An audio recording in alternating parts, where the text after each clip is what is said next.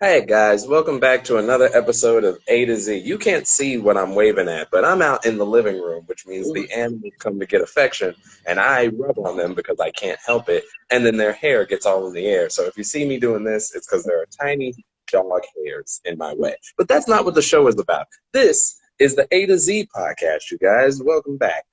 If you don't know and you hopped in on this episode, let me explain. I'm Zero Remsen. I'll be your resident Yang. And to my right, bottom left, whatever way I edit it, the other guy, his name's Aaron Chafe. He's going to be your resident yin. What that means is me and him have very similar personalities in the way that our core of who we are is one way, but then life happened and we went this way and that way. I lean very positive, very airy-fairy, very naive, very rainbow-colored glasses, and Aaron is very realistic, pessimistic, like things experiential.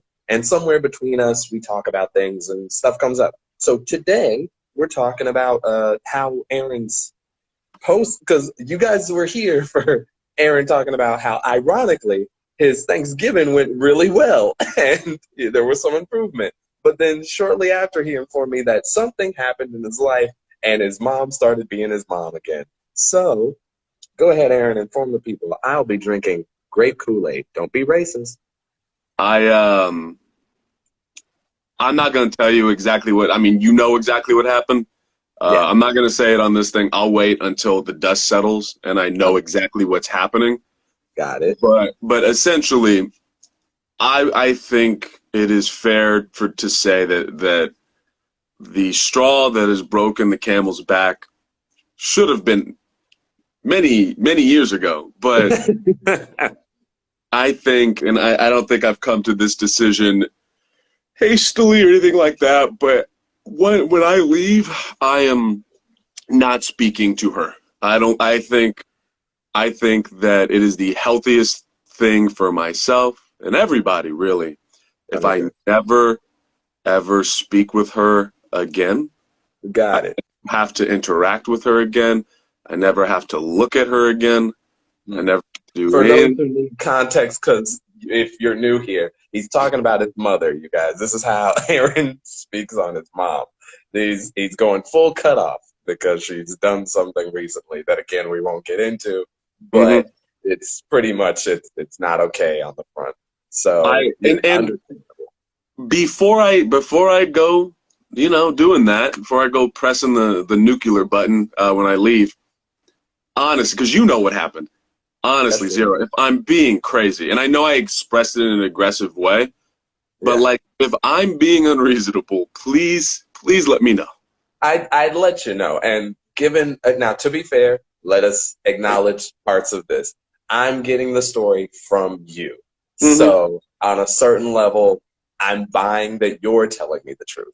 But given the truth that I've been given from you, because I can't think of a reason why you would want to lie about this specific situation, Yeah. um, you're not crazy. Because I also was bringing it up to a friend of mine, not anybody. It's not important. Neither here nor there. I was talking to them about the situation to be like, this is crazy, right? And they were like, it's crazy, and I'm like, yeah, Okay. because this and this and this. It's not values, but like there's a tier list of things that are important. I can't think of the short word to say that, but it's like priorities. Priorities. That's what it is. It's like some things fall higher on the list of things that if I was I'm talking about this as generically as possible so you understand it, but the audience doesn't pick up clues. Yeah. Um, Yeah. the, if I were the person that she's worried about, Oh, okay. So my brother. yes, Okay. if I were your brother, I would rather if you had done what she wanted you to do, I would be upset. Like I would be mad Yeah. because like don't do that because it's a time sensitive issue if it's a time sensitive issue. Yeah. You know what I mean? On so many levels, I was like, what is wrong with there's something wrong with you. You are a mentally ill person. This doesn't make sense. Like, so before me talking to my brother, I'll say that. Before me talking to my brother, no one said anything to me about it. Like, I can't wait until enough time has gone by where I can. So your brother knew before you knew? No, so my This family. is a weird connection of information. I know, Marcus. I can't explain it here. It's a lot of family stuff that's still unfolding, but Yeah. I will We'll vaguely get say, on it soon enough, just so we can all be a part of the yeah. situation. Because even podcast listeners who are going to listen to this later are going to be like, "What are you guys doing, having a secret conversation over the podcast? Isn't this for us?" Will, I will explain it, but I need all of the facts and information. My family lies so much. That's part of this. I don't know what is. I know the facts and information that have happened to me, and that's why I'm telling Zero. But I don't know what reality is right now because they lie and they manipulate stuff so much. But it was that, like, if whatever information that I told my brother was not supposed to be told to him, Right. why not let me know so I don't do that? Yeah. The stuff that I told him was like, makes perfect sense that I would tell him this. Yeah. You're like my mom. I'm telling you, Zero, my mom screamed at me. I just turned the volume off of my phone at a certain point, screamed at me for a good 10 minutes straight of just yelling. And I was like, oh, okay. I remember this from elementary school and middle school and high school and college and moving back home after college because of money. Like, it doesn't stop. And I think what it is like that pattern. I think I talked to you about this even before the Thanksgiving. The pattern would be, I would wait. Things would be as reasonable as they could be. And I'd be like, all right, I guess I'll walk into this bear trap again because you seem calm. And then and then boom, it happens again. And I was talking with my girlfriend about it. I can't get in details of that either. But it just got to a point where I'm like, I cannot have you in my life. You're just a bad, I hesitate to say bad person, but it really feels like if you were to describe this story to anybody, I think they would say, yeah, that's a bad person. But I've talked. What do you think, Jerome? Yeah, I mean, now, bad person, you could make hard arguments because, you could, as crazy as it is, once it does come out, it's like you could see where maybe from a certain point of view that's a reason. I don't think most people would agree with the reason, but you would get it. It's not so far. It's not like tinfoil hat crazy. It's like you cheated, so I snuck and hid in your car trunk crazy. It's like it draws some lines, but at the same time, I think you're correct about this. I think at this point, I would say more like it's at the very least a bad influence on you. It's at very least like clearly been again, like you said, a pattern of pulling you downwards that it was so bad that like even before we got on the podcast, and I know I always preface so that you guys like think that like, oh, hey, like they've talked about it and then this is what they're going to talk about today. But usually we had discussed that like a couple seconds before we start the podcast. This one came a day early. He was like, hey, I know we're doing the podcast tomorrow, but I'm going to be angry. And I was like, oh, okay. And then he explained why. And so I'm like, yeah, it's a very clear, again, look at last episode. Look at the episode that came out before this and then watch this one and see the stark difference what happens when Aaron is forced to interact with his mom. Another interesting part of that, too, is that from the information you gave me about the story, it's weird that, like, even this one, you guys didn't directly talk as far as all the information getting out until she was ready to blow up at you about messing up. Like, none of that was between you two directly. It was like, this person heard from this person that you did this thing. So you did this thing, and then they did this thing.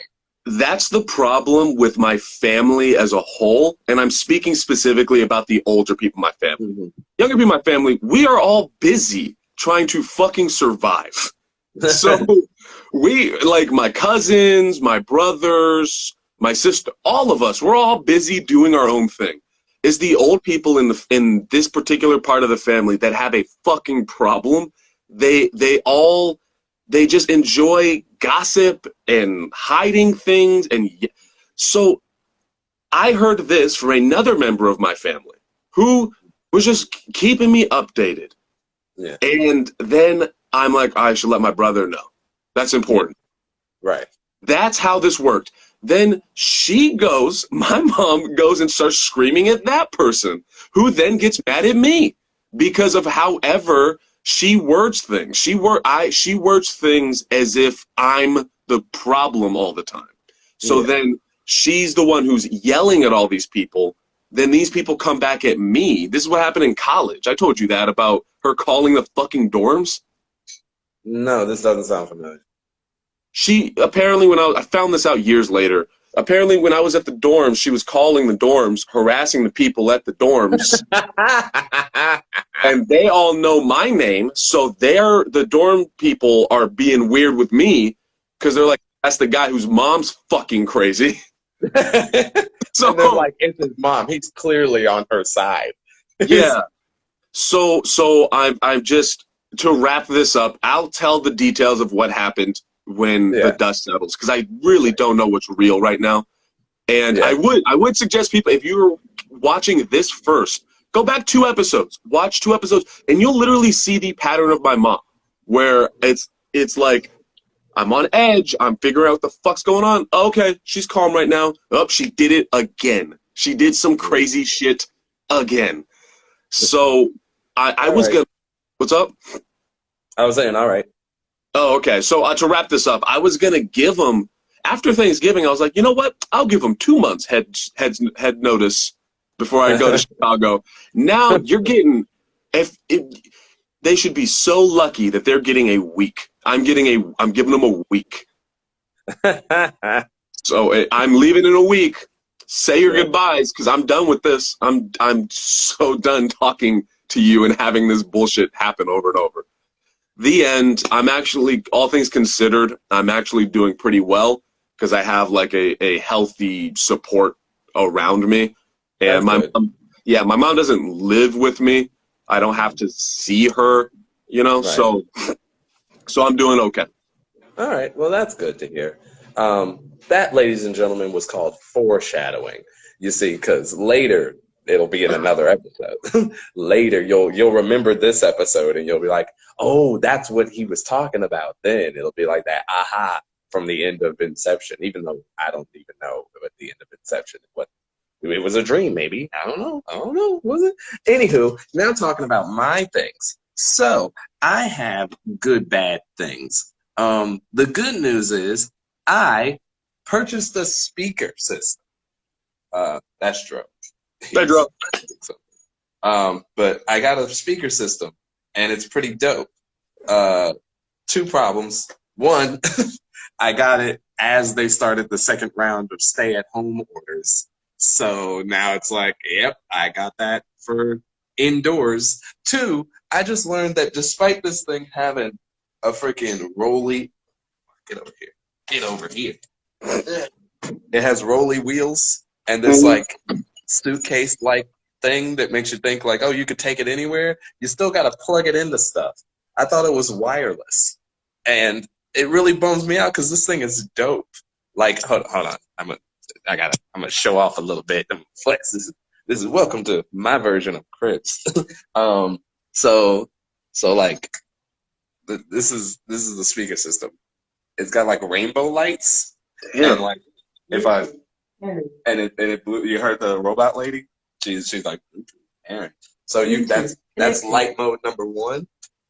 This is light mode number 2. It's very subtle, and then this one's like fade in and out, like party mode.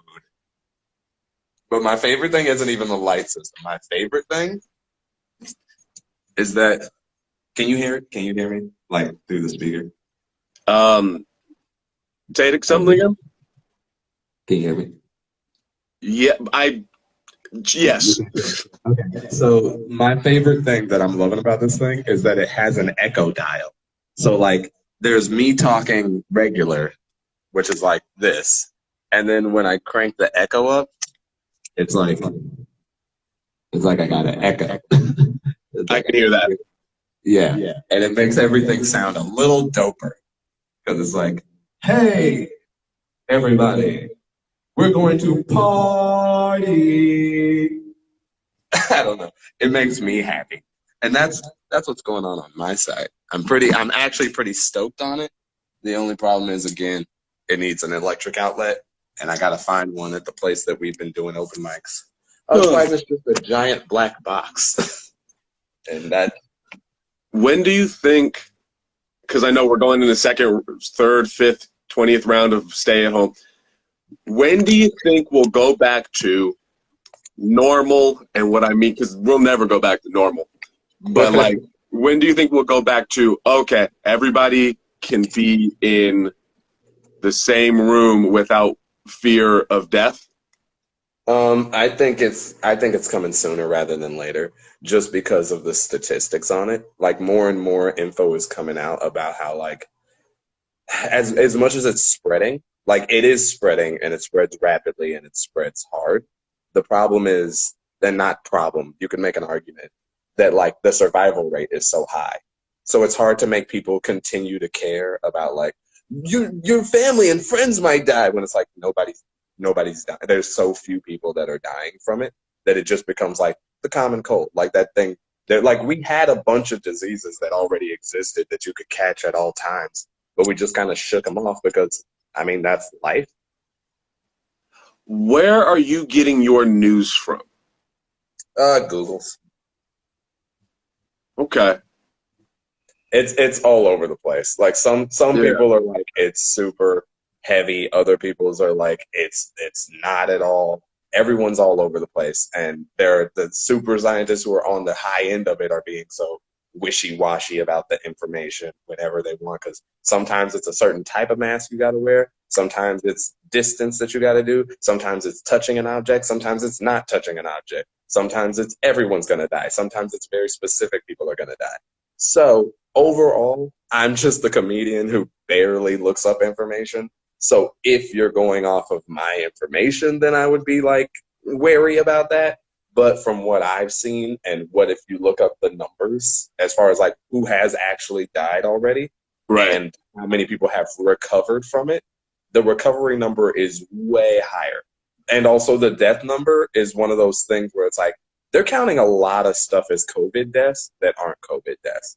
They're like, oh, he had COVID while he died, we're counting it as a COVID death. I am. I'm not playing it. I'm playing it safe until my job says we don't have to wear masks. I think maybe the internet is the best, worst thing that's happened to humankind. You're the first to ever have that thought, Aaron. I know. I'm so clever and original. Just because I don't know what's real. I don't think anybody knows anything anymore. Yeah, like, I mean, that's pretty much how it is. but everyone thinks they know everything, right? And I think that's a big confusing feeling. You know what I mean? Like, when you I know that from what the news I get is, like, we're still going up in terms of infections. I know that as time has gone by, deaths, from what I understand, go lower because doctors have figured out how to handle things. But the infections are clogging up the hospitals now, and that's making things difficult. But I don't know. Yeah, that's the thing. How many, like, that's the thing. It's that everybody's had a different experience with it, right? Yeah. Like, all the people who I know who've had it all got better and didn't go to a hospital. They just did the 2-week thing. They essentially, all the people that I know who caught it essentially did a longer version of what Trump did, where it's like, you have it, don't talk to anyone or be around anybody, and then they're like, all right, I had it, and now I'm back to normal, and just living life amongst the rest of us.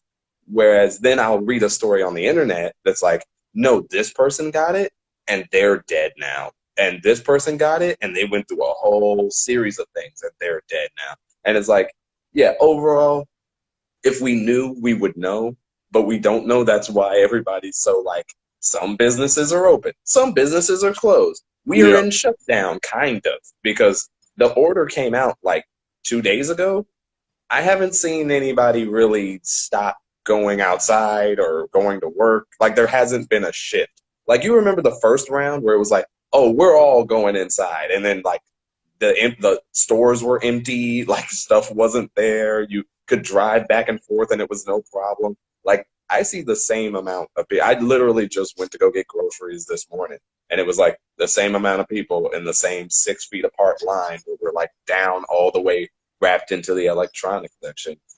And it's What do like, you what do you think this is gonna do to stand-up comedy? I think it's going to force us to adapt in a way that may make stand up itself. It's going to do what I think everybody's going to do. I think humans are capable of evolving beyond what we have known. I think the weird thing is currently, this is what I think. What I think is going to happen with stand up is a lot of people are going to go, they're either going to go into podcasting, making skits, or YouTube videos, like it's, and you could, like reaction channels, or like it's essentially the jokes you would do on stage, but you're doing them in a different format. I think those are the three avenues, because that's essentially where comedy and entertainment have gone to. It's essentially. Oh, go ahead. Did I tell you about my Omegle thing? Hmm. No, I'm sorry. You didn't tell me. I watched you on TikTok talk about it. Oh. It's like having a conversation with you. Oh, weird. Okay. Sorry, you can explain it. You can explain it to the people. I've been doing the street thing, and then I was like, all right, now I have a TikTok. I might as well put the clips up on TikTok. Then I got bored, and I saw someone on TikTok on Omegle. Then I was like, oh, well, shit, that's basically an interactive billboard. So I'll just go on Omegle, and I'll just advertise myself. And it's been working. That's cool. It's weird. But I was thinking, like, all of this, it's strange how all of this stuff has worked out for me alone. It feels like I'm the only one. Sometimes I feel like, am I the only comedian in America thriving from COVID? Yeah, I get why you say that. It depends on where you're at and what you're considering thriving. So like for you, it's like, yeah, your subscriber, your viewership is going up. More people are watching you, spreading you, talking about you. That's the level at which, again, like inching up and up and up.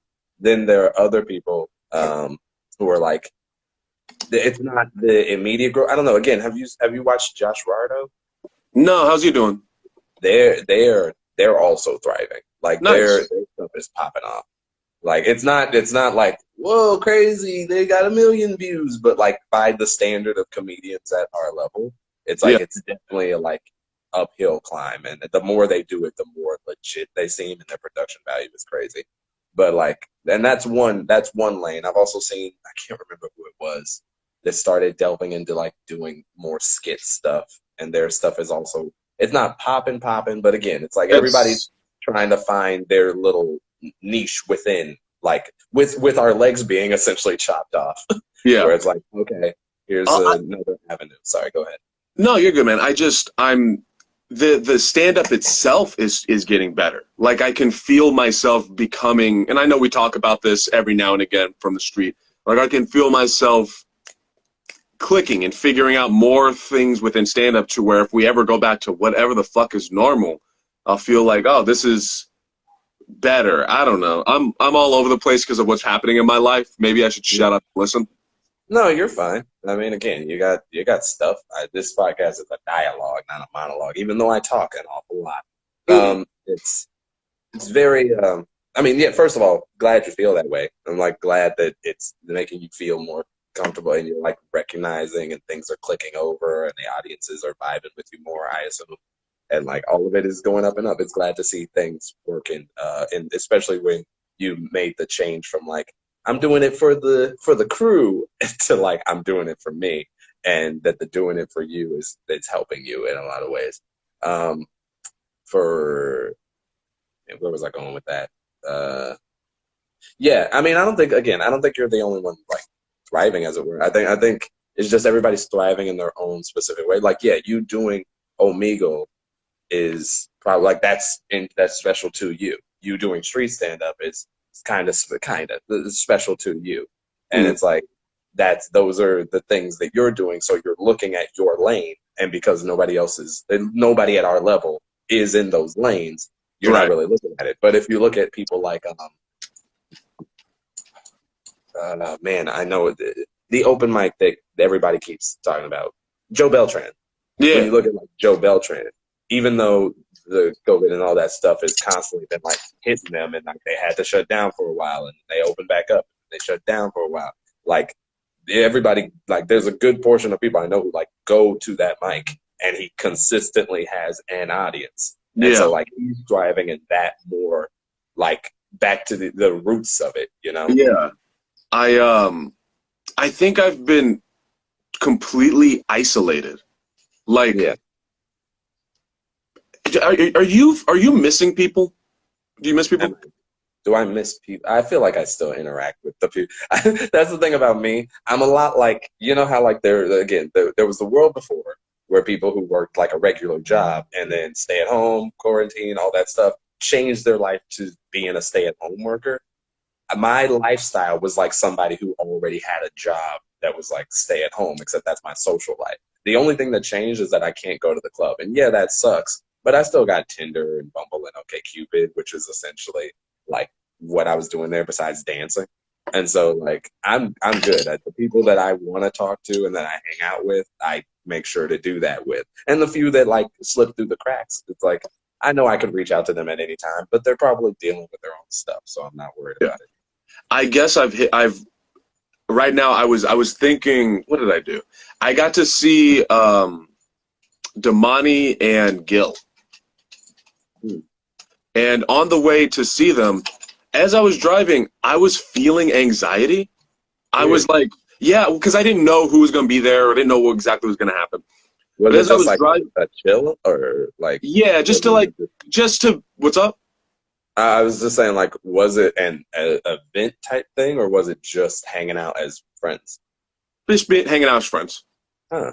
But I haven't done that, and I didn't know who was going to be there. I didn't know how many people. I think that part of that was the number of people gave me some anxiety. But on the way there, I was like, I haven't just hung out with people it, since all of this shit started, really. Yeah. And I was thinking about that. I was also thinking about how like I'm way happier with damn near nobody in my life. Like pre-COVID, you know how many things I did, Yeah. and I'm like constantly talking with people and organizing stuff.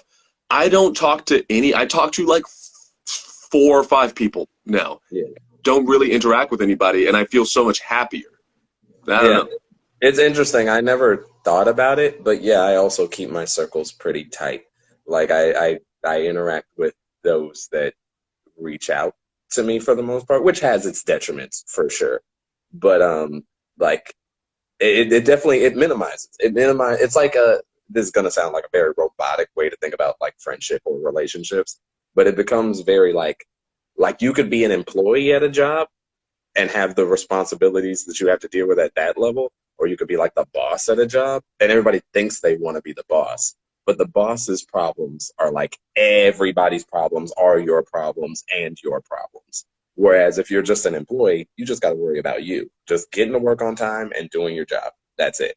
Like that's all you got to worry about. But the boss has to worry about everybody getting to work on time and everybody doing their job and them getting to work on time. And then so with relationships, when you don't have like a bunch of friends that you have to always keep in track of and like, hey, are you okay? Okay, cool. Hey, are you okay? Okay, cool. Hey, are you okay? Oh, you're not? Okay, let me spend some time with you. Oh, first friend is losing. Okay, hey, are you okay? And then you let your stuff kind of like, because I don't know, I don't know, where do you fall or have fallen in life in general? I think this is one of those things where we're very similar, where like, do you lean more, I should take care of me first, or I'll sacrifice a little bit of me to help somebody else? I would say where I am now. Mhm. My first instinct is me first, And then my second answer is depends on who it is. Okay, what were you before? The sacrifice.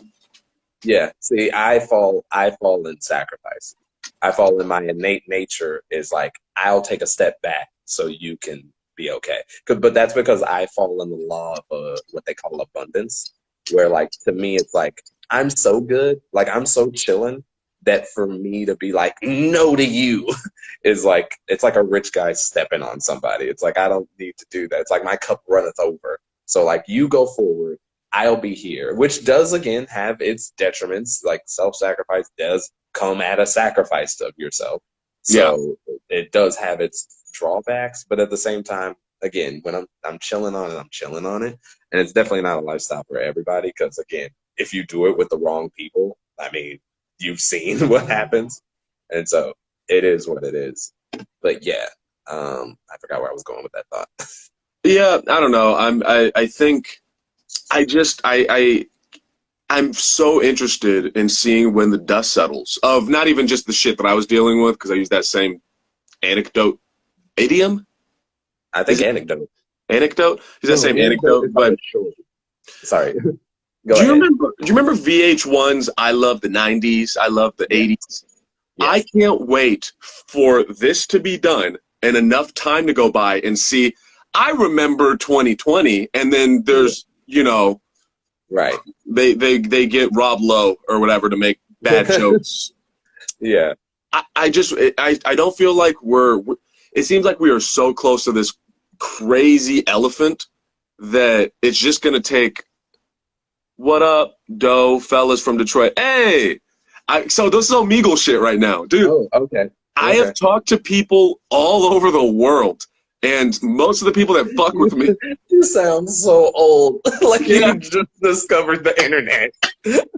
Did you know I could talk to somebody in like anybody? And it's so random. And it's free. But sometimes there are naked dudes on there? Most of the time. Like 90% of the time, yeah. I'm just like dick. I too have been on Omegle. Yeah. But hey, no, man, there's been people the people that I really seem to fuck with me are from Australia and England. Oh, that's interesting. Yeah, would have never expected something like that. Do you think it's like because American? Because like that's a new thing? Like you're foreign to them as they are foreign to us? I think it's because I'm a black American. Ooh. Yeah, because I tell every single person that I meet from outside of this country, I'm like, you gotta help me. Get on slave garbs. Just to see you on every Omegle chat. Oh, guys, Donald Trump is coming. You gotta help me. He's outside my door specifically. He saw a one-man show. And then you just offhand, hey, we're gonna make America great. Oh no. Speaking of that, dude, did you hear about the attempted terrorist attack?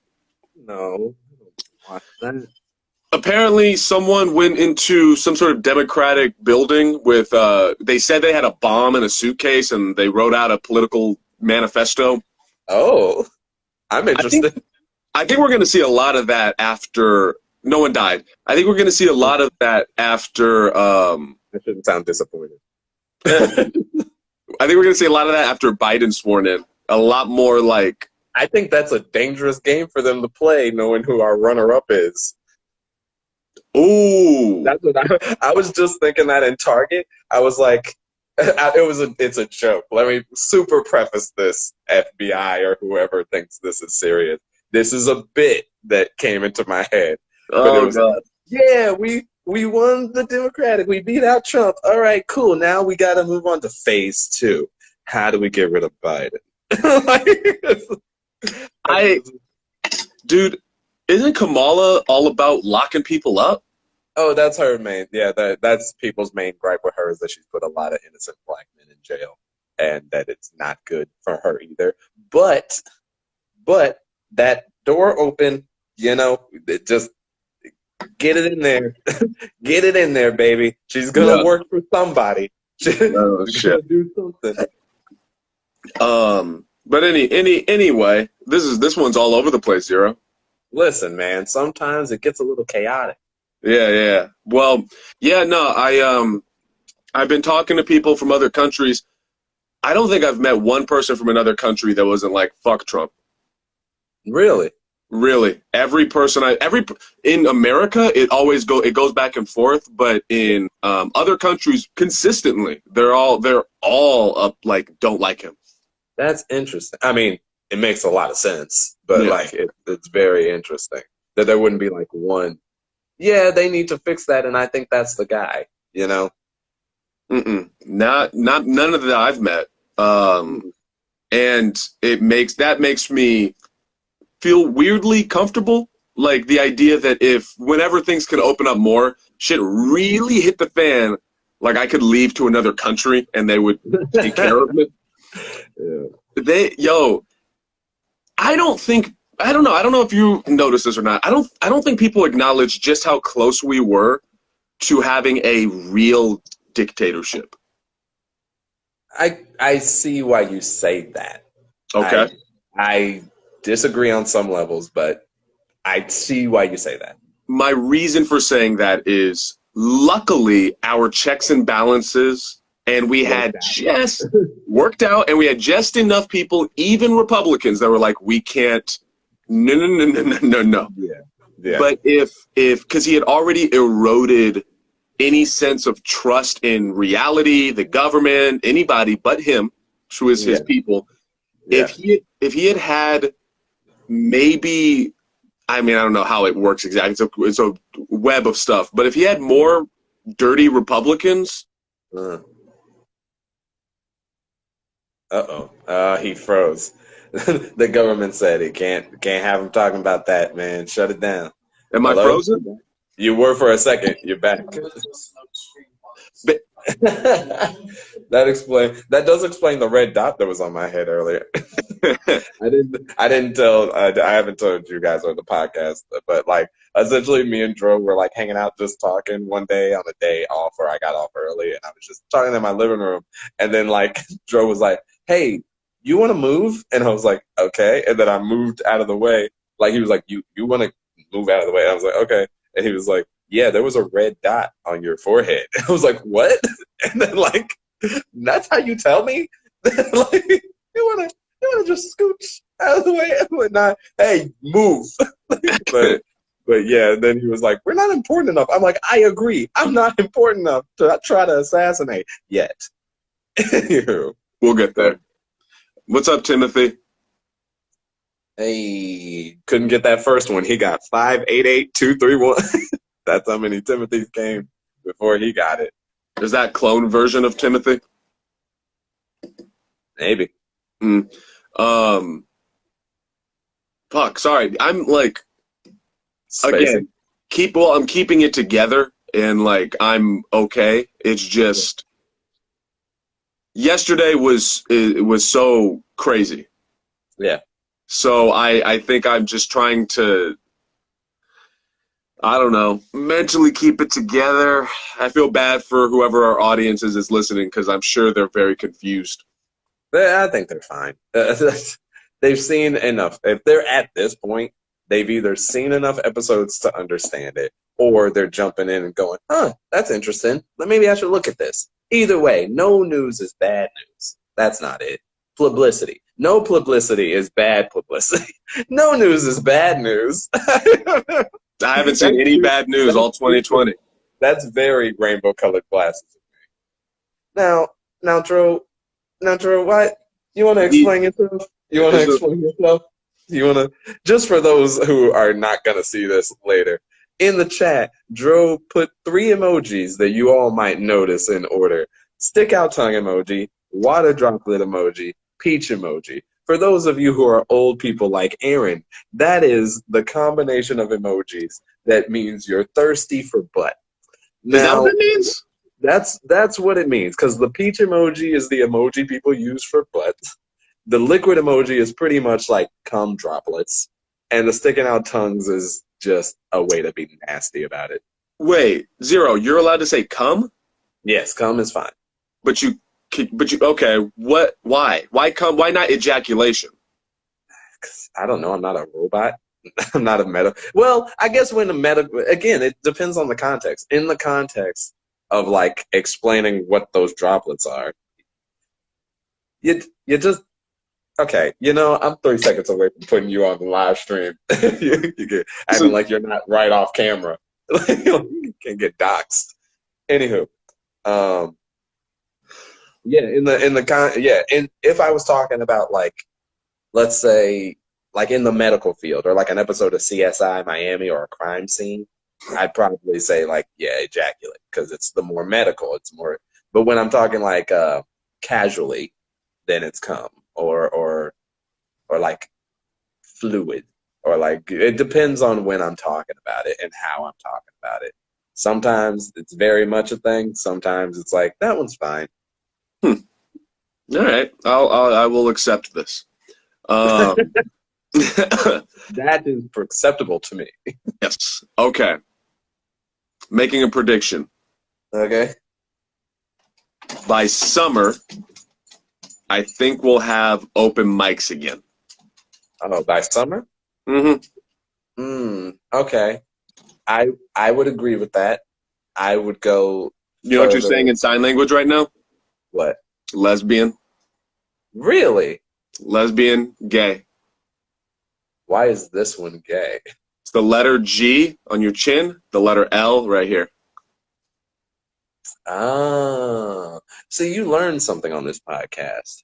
How to be sexually aware in the deaf world. I couldn't remember what people need sign language, and I almost said blind community. The But Helen Keller community. yeah. But yeah, what was I saying before that? Yeah, I would double down. I'd say like what's it? December right now. They say the cases are going up. January, February, March, April. I'd give it April. I'm giving April, and I think there might be even more wiggle room than that. Just personally, again, everybody's so distrustful. Like you said, all the eroding that happened. Everybody's so distrustful of the news and the things they're hearing, less than the experiences they're having. So the few people who are having like very serious experiences, they're the ones who are going to be like, yo, it's still this and it's like this. And the majority of people who aren't having that experience are going to continue to push the line until everybody goes, oh, I guess we're doing that now. Yeah. Like, I think it's become a more of a, it's gone full circle for me. It started as a social construct thing that like, oh, everybody's just freaking out because of the news and all the stuff. Then it became, no, it's backed up by fact. This is the factual of where we're at. We need to stop messing around. Now it's gone back into not that it's not gotten worse or like the cases aren't going up. It's that us as individuals, the zeitgeist of what everybody wants to believe and is or what wants to do has gotten like the bar has dropped on how much people care. Like whether it be like it is actually affecting or not actually affecting, everybody universally has gotten to the point of being sick of it. And they're like, well, then I guess some people are going to die. And that might be a part of our American mentalities that we're not going to like do what you want us to do because we've been so used to doing whatever we want us to do and putting rules on us makes us very upset. Or it could be the part of us that's like, I feel like I'm being lied to. Like I feel like it's very distrustworthy of things. We all have had experiences at this point. Black community, the Republican sides, everybody has had experience. Liberals, all the stuff has had experience where they look at the government and go, "Yo, you told us this, but then this. So why should I trust you now?" And so we'll see. Again, as it's going to work out whatever way it's going to work out. I personally believe in, again, humans' ability to evolve and adapt and all this stuff. And to loop it back into the stand-up side of things, I do think everybody's going to come out of this very weird. Like, I think there's going to be a weird, like, shift in it. Like how we go about, A, working on jokes, and B, when we perform them, I think they're going to be different. What Like do you? I think in a weird way, this is going to be very meta. I do think stand-up, I don't think we've never had to like deal with it. But like I think having an audience, it's kind of, and this is a very meta thought, so just follow me around the room with this. Having an audience is actually kind of a crutch. That like in order for you to tell a good joke, you need an audience. Otherwise, you're going to not make a good joke. Like you need an audience. But then there's tons of evidence to the contrary. But as stand-up comedians, we're like, no, the only way you know a joke is going to be funny is if you've run it in front of people, which does have a lot of clout. It is very experientially true. But then you see the other media outlets that don't have an audience immediately. Have you not laughed at a show, a TV show that doesn't have a laugh track? Yeah, so of course. That devalidates the idea that you need an audience there in order to find funny, in order to get it too funny. I think we're going to have to learn to adapt to not needing an audience if we're going to, again, this is just my brain. I think in order to transcend where comedy has been, because to stay where comedy is, we either have to like force it past, like ignore all the social stuff that's going on and continue to do things as we always have and just keep forcing open mics when we shouldn't be doing open mics, like underground stuff. Like we're doing stuff we're not supposed to. We're like bad, like prohibition. And like we make it happen because we find an audience by forcing it when we're not supposed to. Or we transcend the need for an audience, still fall in line with being under the, like, doing what's right. And like, you don't need an audience and you work on your jokes to yourself and you find a way to like make them funny without like trusting yourself. It's like, I know what's funny. This is what I'm going to do. That's what I have. And then you'll put it in front of people and either they will or they won't. Now, to be fair, there is a huge difference. Again, I'm still dabbling myself, but like it is a huge difference in like how you communicate things between stand-up and like media. Like the way you would put up like a YouTube video or a skit or any of that, if you try to run your bits like you would on stage over a YouTube video, you're going to feel like you bombed. And as you feel like you bombed, you're going to video version of bomb. Like it's not going to go well. And I'm learning how to both use the tools at my disposal to make it work in that context while also not sucking my ability to do stand up when I go back out. Does that make sense? I got very meta there, and it's very airy-fairy, but essentially that's what I think. I think we're yinning and yanging right now. Yeah. Because for me, I think because I've had live audiences in a very strange interaction, but I've had live audiences, so now I have even more reverence for the audience. Like I was on the street fucking Monday, and I was telling them like I appreciate you more than you even know. Yeah. And I think that they feel the same way too. The audiences. I remember Colin. I think he want to say South Africa. I want to say South Africa from Colin. Let me know. He's in the chat for those of you who are watching. Yeah. I want to say South Africa. And I think he was with like 4 other dudes, and I think they were all shirtless. What's happening? Yo, Omegle. Man, you really were on Omegle. Omegle you're going to connect with anybody no matter what. Hey, guys. Oh, I see you got your junk there. I also have one. Omegle is shockingly homoerotic. Whoa. Yo! I got it right. South Africa. There we go. I'm going to build an international fan base, Zero, where none of them can come see me. Yeah, okay. Yeah, good job, Aaron. You're nailing it. Thank you. I'm killing it right now. But my experience of it, I don't think I could replace I don't think I could replace a real audience. Like maybe I'm spoiled now from the street, and I'm spoiled from doing an hour-long set. Zero, an hour is nothing to me now. Yeah. It's so weird. The end. I'm all over the place. I'm sorry, man. I'm all over the place. It's been a rough one. I think you're way. Here's the real meta: is you're way more in your head than like it even is. Like you keep saying sorry, you're all over the place when you're making a point. You're just saying what you're saying, and then you're second guessing yourself for some reason. You're fine. I think it's because there's so much. Like I'm doing my best to stay present with this conversation. There's just so much going on, and I think I'm doing really well, all things considered. All of the techniques and the skills I've learned, and the breathing, all the shit. Like it's really, staying positive or whatever. Yeah. It's really effective. Like it actually works. Like I'm keeping it together. But like it reminds me of when I was mad at the McDonald's person, or way back when. Like flashback. Yeah, this is way more extreme than that, and I'm handling this way better than I handled the McDonald's thing. Obviously. Yeah, growth is a beautiful thing. Yeah, you take the time to work on yourself. It's scary. It's hard. But it's definitely worth it in the long run. Not to make it that airy gooey, but it is what it is.